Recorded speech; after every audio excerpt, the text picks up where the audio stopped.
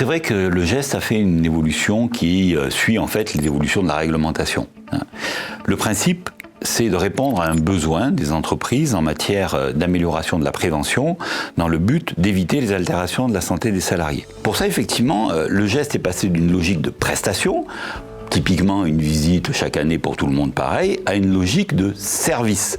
Pour ça, on a centré notre activité sur les actions au milieu de travail, puisque c'est dans le milieu de travail qu'on peut améliorer la prévention. On a une équipe pluridisciplinaire qui s'est étoffée avec l'arrivée des ergonomes, des psychologues, des conseillers techniques, de façon à aller plus souvent dans l'entreprise pour aider l'employeur à améliorer sa prévention, à comprendre quels sont les risques et qu'est-ce qu'il pouvait faire de mieux pour éviter la survenue de problèmes de santé. Dans le même temps, bien sûr, on a espacé les visites médicales pour qu'elles soient adaptées en fait à chaque salarié, en fonction des risques auxquels ils sont exposés, en prenant en compte l'âge, qui est un facteur primordial en matière de risque de problèmes de santé, et puis l'état de santé des salariés. Ainsi, maintenant, les salariés sont vus entre 6 mois et 5 ans selon ces critères-là. On est plus souvent présent auprès des employeurs, pour le médecin du travail essentiellement, pour avoir cette relation, pour comprendre quelles sont les problématiques qui se posent à l'employeur, à répondre à ces questionnements, pour qu'effectivement, in fine, il puisse assumer son obligation réglementaire de préserver la santé de ses salariés. Dans les Hautes-Alpes, comme dans le reste de la France, les troubles musculo-squelettiques sont la première cause de maladie professionnelle. Pour aider nos entreprises adhérentes à y faire face quand les troubles sont là ou pour en prévenir l'apparition, le geste 05 met en place un certain nombre d'actions pour ses adhérents. L'action souvent va être en 2 temps. Le premier temps, ça va être une phase de diagnostic. On intervient, je passe du temps en entreprise, j'observe les situations de travail, je m'entretiens avec les personnes, leurs responsables, les responsables de l'entreprise, pour essayer de comprendre quelles sont les origines des difficultés qu'on a constatées. Et suite à cette phase de diagnostic, on détermine ensemble un plan d'action. Donc je dis bien ensemble, c'est vraiment des solutions qui sont co-construites. Ce n'est pas nous de l'extérieur qui venons imposer des solutions. On les construit avec l'entreprise, avec les salariés concernés, avec le collectif quand il y en a un. On essaye, dès qu'on le peut, de trouver des financements. Il y a maintenant notamment 2 grands types de financements qu'on peut obtenir. Des aides CARSAT. Aujourd'hui, la CARSAT va aider financièrement dans pas mal de situations d'entreprise.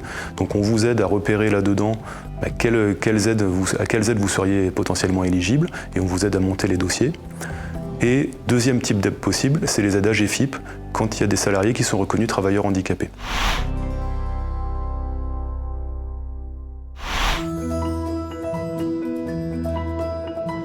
J'ai pu, grâce au geste, obtenir les subventions de la CARSAT. J'ai obtenu 2 machines et des subventions à hauteur de 50% de la valeur de la machine. Donc j'ai acheté une machine à laver les verres où on n'a plus besoin d'essuyer et une machine à couvert pour essuyer les couverts où on n'a plus besoin non plus d'essuyer les couverts. C'est pour nous un gros gain de temps, ça nous a permis de pouvoir faire les couverts au fur et à mesure du service. Ça nous a évité l'essuyage au torchon avec les vinaigres. Ça nous a permis d'éviter d'avoir un extra qui vient faire les couverts sur les grosses périodes de rush. Ça permet d'éviter aussi à toute l'équipe de cuisine d'essuyer et d'avoir ces gestes répétitifs d'essuyage de couverts. La problématique dans la peinture, la décoration, c'est de retraiter ou de nettoyer les instruments de peinture. Donc c'est vrai qu'en termes de temps de travail, pour le nettoyage des outils, c'était assez compliqué. C'est vrai que quand on nettoie les outils de peinture, tous les déchets vont à l'égout ou alors éventuellement, quelquefois, on est amené à jeter carrément les instruments de peinture.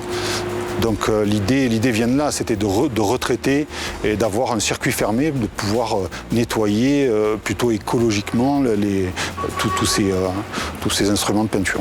Avec cette machine, je gagne du temps, je manipule plus de produits toxiques et je garde une bonne posture sur mon poste de travail.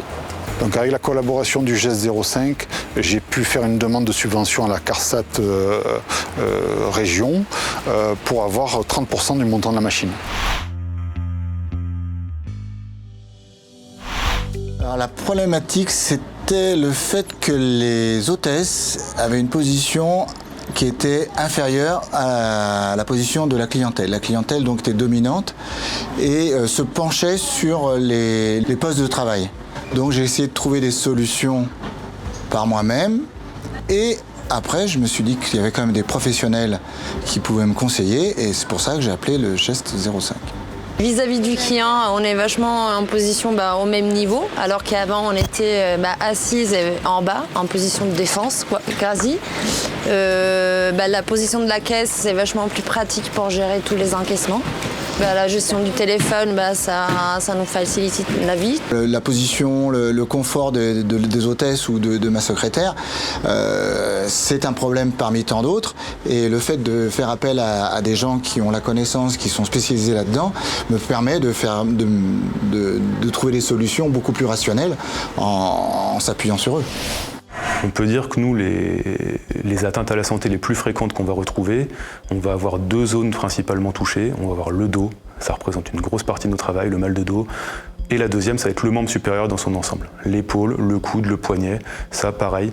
C'est des types de pathologies sur lesquelles on essaye de se centrer parce qu'elles vont pouvoir, dans certains cas, entraîner un risque de désinsertion professionnelle. Le salarié risque de perdre son emploi sur ces pathologies-là, ce qui est moins le cas sur d'autres types de pathologies où on va être plus, on va dire, sur du confort, des douleurs, mais qui ne vont pas entraîner de perte d'emploi. La prévention de la désinsertion professionnelle est un axe stratégique majeur de notre projet de service.